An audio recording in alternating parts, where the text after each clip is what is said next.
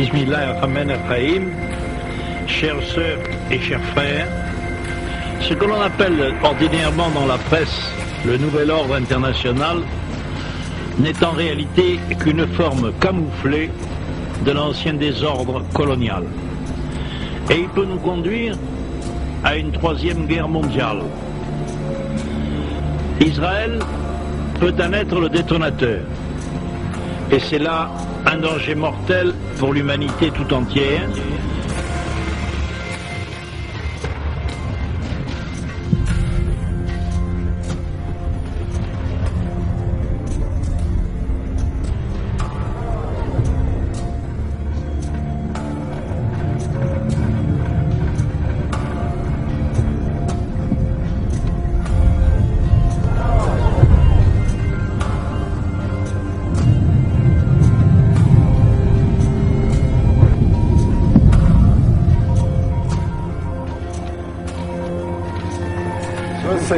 Il se trouve que de façon annexe et plus importante, je suis croyant. Pour nombre d'individus, c'est une explication du monde. Le juif permet d'expliquer le fonctionnement du monde. Les ultras de la collaboration pendant la guerre, pour eux, c'était le juif qui expliquait le monde. Le juif est responsable de la guerre. D'ailleurs, la résistance est un instrument créé par les juifs, comme le capitalisme, comme le communisme.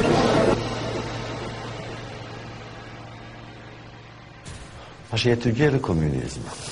Je me suis rendu compte que parmi les premiers communistes, parmi les fondateurs, il y avait un très grand nombre de juifs, d'intellectuels juifs, un très grand nombre. Et certains venaient du monde de la yeshiva, du monde religieux. Après la guerre, j'avais découvert qu'il y avait chez nous un mouvement clandestin juif communiste. En Transylvanie. En Transylvanie, dans une petite ville de Siget.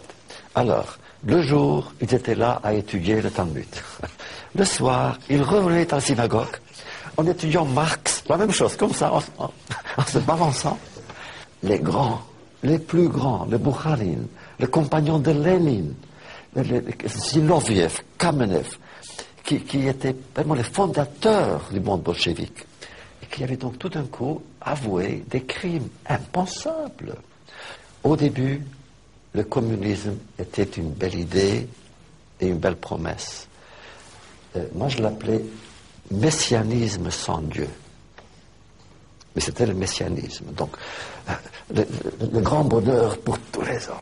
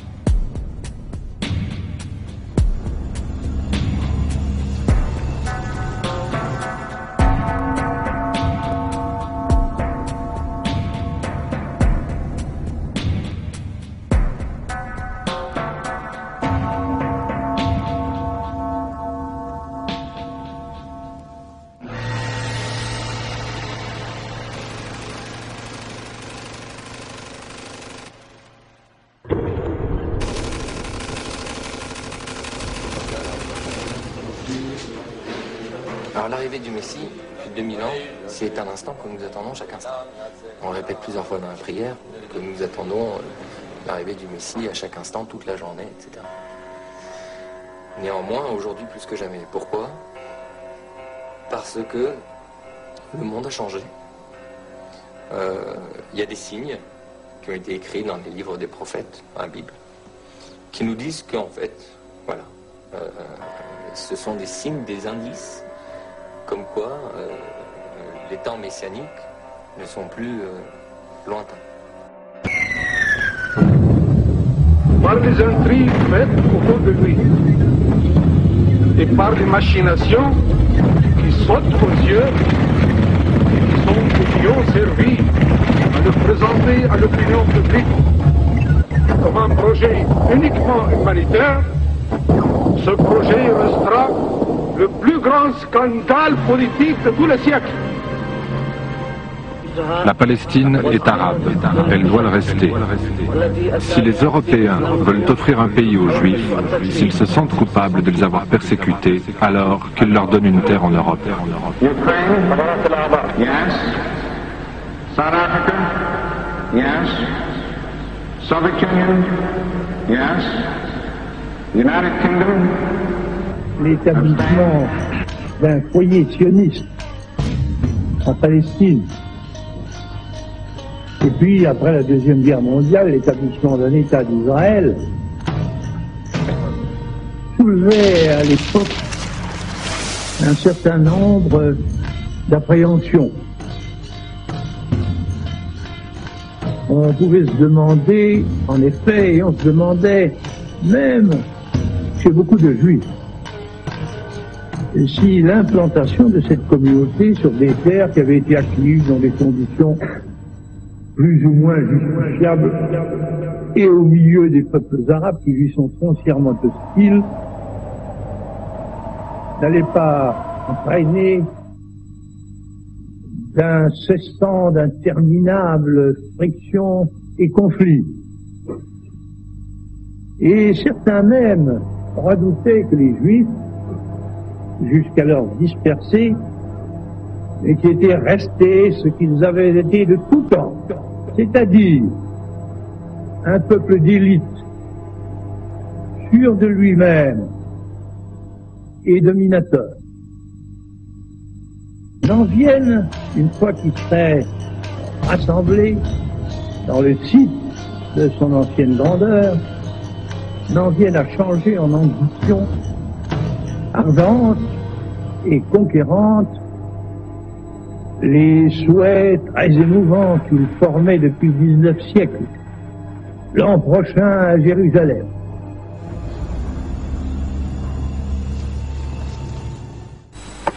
As I travel around, I still have people say, why are you so hard on communists?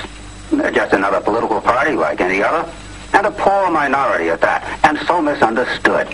Well, we don't want them misunderstood, and that's why we're making this film. And that's why I say they are lying, dirty, shrewd, godless, murderous, determined, and it is not an American political party like any other. It's an outlawed organization, taking its orders and instructions from another government to do everything possible to destroy our government. It's an international criminal conspiracy. Après l'implosion de l'Union soviétique, livrée à la restauration du capitalisme, après la volonté américaine de destruction de l'Irak, le danger sioniste prend d'autres dimensions, et cette fois à l'échelle mondiale. Les signes annonciateurs en sont nombreux. Déjà, lors de la gigantesque mise en œuvre de moyens militaires contre l'Irak, alors que nul n'avait bougé, lorsqu'Israël avait occupé les frontières de tous ses voisins et annexé Jérusalem, c'est un ancien ministre du général de Gaulle, M. Alain Peyrefitte, qui montrait dans le Figaro que deux lobbies avaient poussé les États-Unis dans la guerre. Premièrement, le lobby sioniste pour éliminer l'Irak. Deuxièmement, le lobby des affaires pour stimuler l'économie américaine.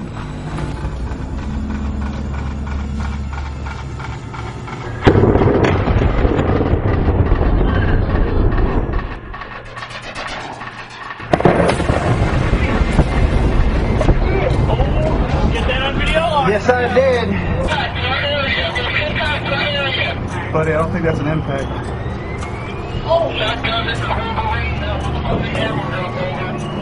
We gotta get the fuck out of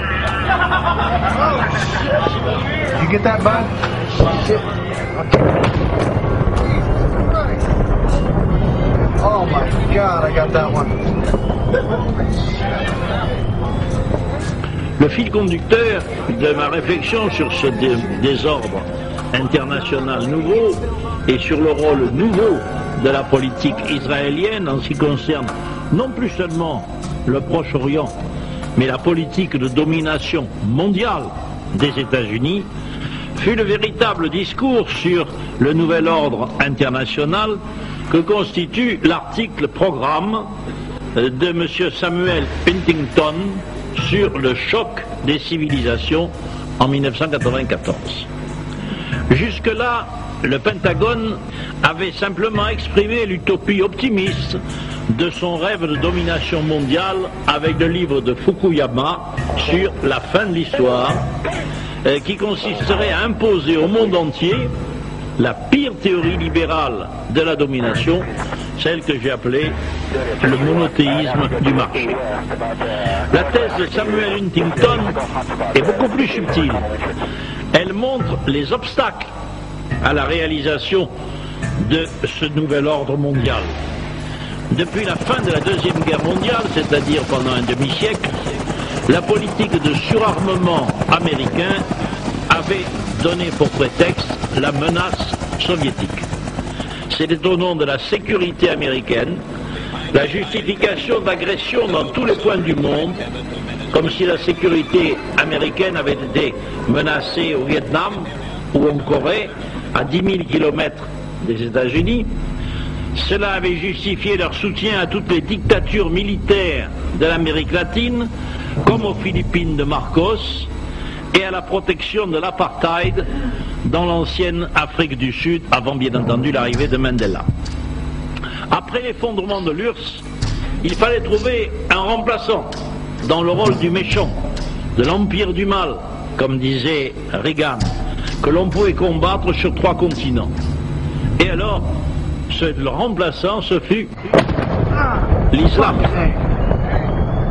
L'islam, qui du fait qu'il est répandu dans le monde entier, fait peser, disent les théoriciens américains, une menace mondiale de terrorisme qui justifierait la continuation et même l'accélération de la course aux armements et les occasions d'intervention économique ou militaire dans tous les points du monde.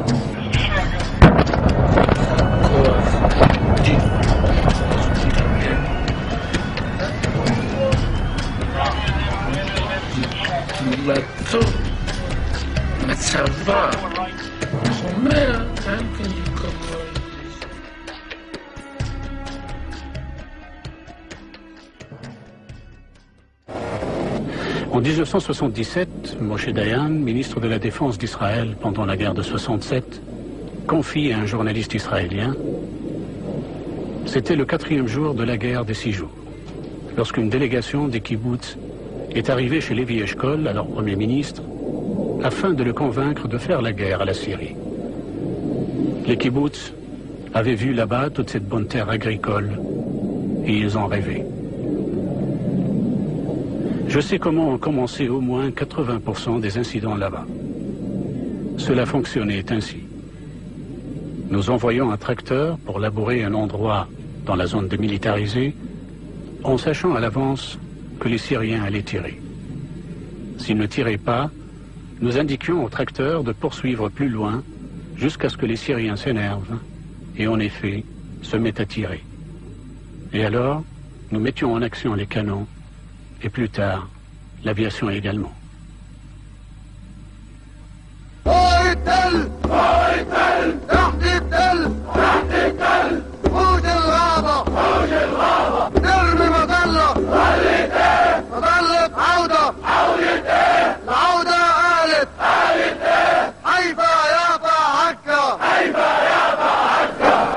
Les thèses de Huntington sur le choc des civilisations constituaient la base théorique de cette nouvelle orientation stratégique du nouvel ordre international. Je vous cite cette conclusion. Premièrement, limiter l'accroissement de la force militaire des États confucéens, c'est-à-dire la Chine, et musulmans. Ne pas trop réduire les capacités militaires occidentales et conserver une supériorité militaire en Extrême-Orient et dans l'Asie du Sud-Ouest. Exploiter les différences et les conflits entre États confucéens et États musulmans. Soutenir dans les civilisations non occidentales les groupes favorables aux valeurs et aux intérêts de l'Occident. Et il terminait en disant, l'Occident devra par conséquent conserver la puissance économique et militaire nécessaire à la protection de ses intérêts dans ses relations avec ses civilisations. Voilà qui a au moins le mérite d'être clair.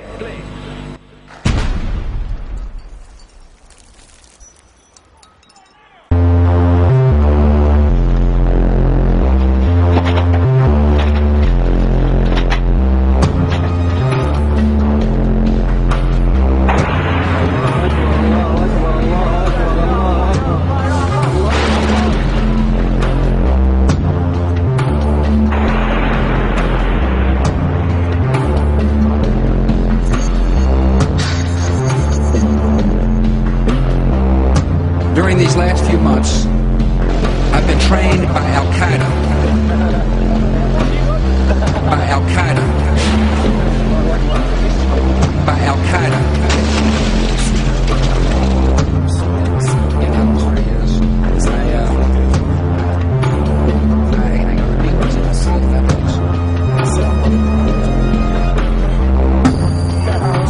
Correspondents out there doing a terrific job in the region, and they are also in danger.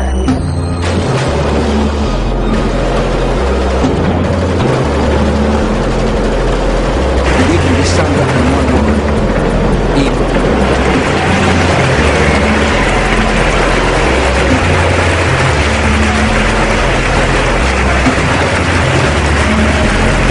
I am committed to defeating not only the good work of charities, but the values that will bring lasting peace. And we have a great opportunity during this time of war to lead the world towards suicide. I told our country and I told the world, if it feels good, do it.